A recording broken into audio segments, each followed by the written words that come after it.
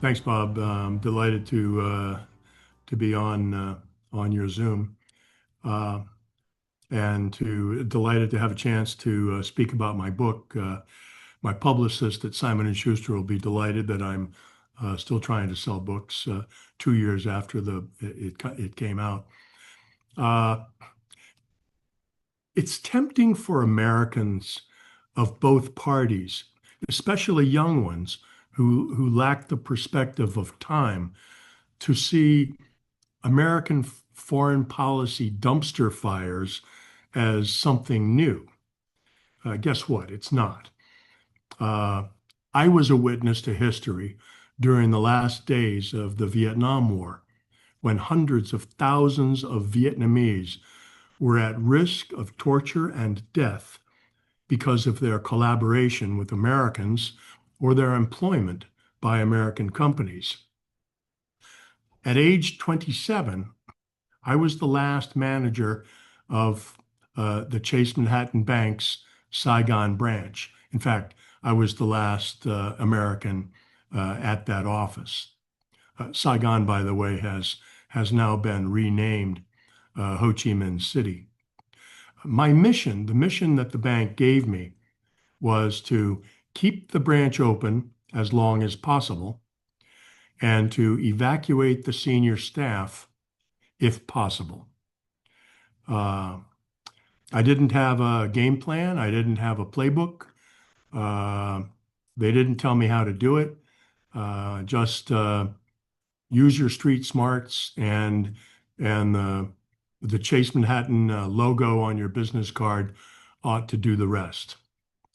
Uh, it turns out that upon arrival in Saigon on April 14, 1975, I learned that U.S. Ambassador Graham Martin refused to help the Chase Manhattan Bank in the final days.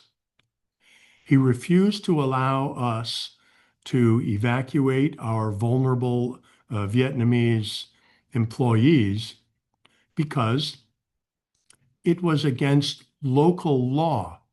Now, you know about this because you've seen the movie Casablanca, and you know about the letters of transit that Humphrey Bogart was trying to get. And everybody else in Casablanca was trying to get letters of transit to get out of the refugee area. Uh, it turns out that letters of transit and exit visas are exactly the same thing. And the government of South Vietnam refused to give exit visas to any of its citizens. So that was the big block. And all of the Americans who were in Saigon at the time were trying to get their Vietnamese dependents out, whether it was their family, their friends, their employees. Uh, if we couldn't get our Vietnamese out, we weren't leaving. So there was a group of 5,000 Americans stuck in Vietnam. Not really stuck. We could leave anytime we wanted, but we would have to leave our Vietnamese friends and employees behind, and we weren't going to do that. Uh, I ultimately ended up legally adopting them, and because that was a loophole in the regulations, I couldn't take out my employees, but I could take out my family. So I legally adopted all of the Chase Manhattan Bank employees and their families for a total of 113 Vietnamese refugees. I left with them sitting on the floor of a cargo plane, a C-141 Starlifter, and I stayed with them in refugee camps in the Philippines, in Guam, in a really squalid tent city in Guam, and then at in Southern California. Uh, and then from there we flew with all the refugees together and me and a team from Chase Manhattan. We flew all of them to New York and the Chase Manhattan Bank. David Rockefeller was chairman at the time. He met them all and gave them all jobs in New York.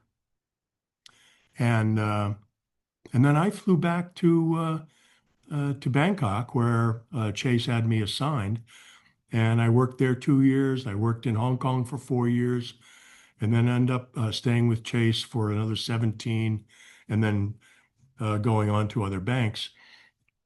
That was back that operation was in 1975, and I carried the story around in my head for 45 years. I tried a few times to write it up, but I just didn't have the skill. What I ended up doing was I formed a creative writing workshop for alumni of Columbia University, where I earned my MBA. I called that workshop the Columbia Fiction Foundry. Go ahead, search it. It's very cool. Columbia Fiction Foundry. After 10 years of writing fiction at this workshop, I came up with the idea to write my Saigon story as narrative nonfiction.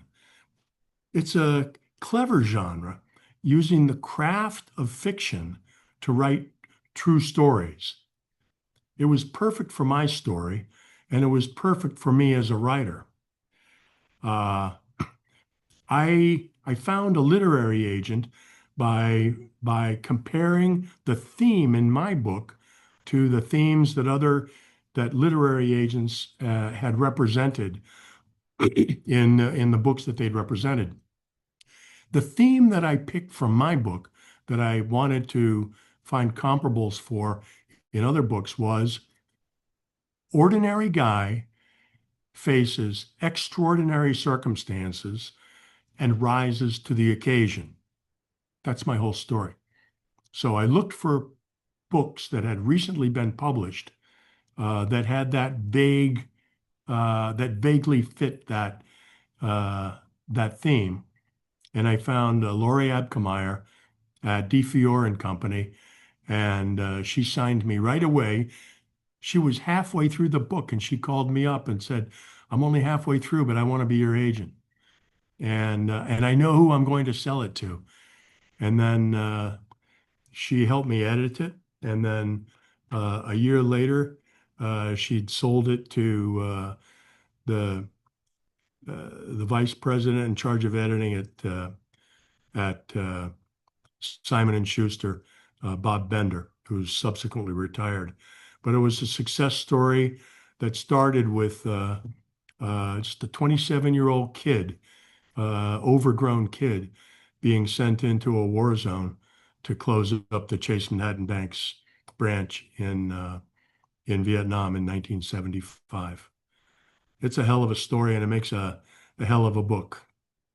Getting Out of Saigon, Simon and Schuster, April 2023.